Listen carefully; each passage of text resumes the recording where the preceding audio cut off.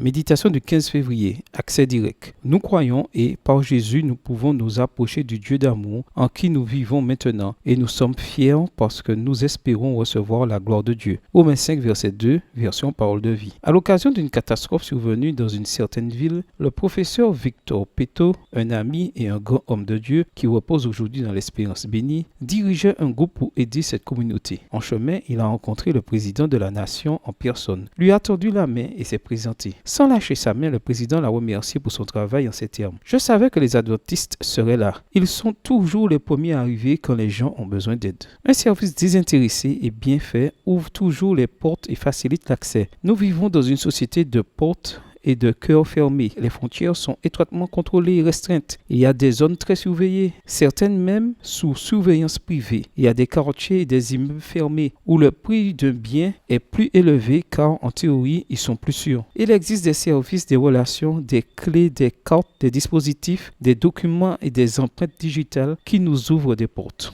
Paul utilise le terme « approcher ». D'autres versions de la Bible utilisent le mot « accès ». La foi nous ouvre la porte de la grâce divine. Nous n'y arrivons pas seuls. Nous sommes conduits par la main de Jésus. C'est comme l'entrée d'un navire au port, où des bouées flottantes marquent le chenal d'accès. Parfois, à cause du mauvais temps, elles sont couvertes par la marée et le chenal n'est pas visible. Mais le pilote, l'opérateur naval, chargé de conseiller le capitaine sur les manœuvres à faire pour entrer et sortir du port, connaît la profondeur ainsi que les récifs. Il sait à quelle vitesse arriver et comment guider pour que l'entrée dans le port s'effectue en toute sécurité. Le Christ est notre pilote qui conduit notre bateau au port du trône de Dieu. Dans certains lieux, il n'est possible d'entrer qu'avec un code vestimentaire strict. Le Christ nous a revêtus du vêtement de sa justice, afin que nous puissions entrer là où nous ne le méritions pas. Le péché nous a fermé la porte et nous a privés de la gloire de Dieu. La grâce nous ouvre la porte et nous fait entrer dans la gloire divine. Le document d'accès n'est pas temporaire. Il n'a pas de date d'expiration. Il n'est pas soumis à des visas spéciaux. L'accès est total. Nous ne sommes pas invités dans la chambre du roi pour un entretien, mais pour rester à jamais avec lui. Le Seigneur nous encourage à déposer devant lui nos besoins et nos doutes, nos gratitudes et notre amour. Toutes ces promesses sont certaines. Jésus est notre garant et notre médiateur. Il a mis à notre disposition tous les recours pour que nous puissions avoir un caractère parfait. Extrait du livre In Heavenly Places, dans les lieux célestes. 12 janvier, page 18. Bonne journée à vous et que le Seigneur vous bénisse.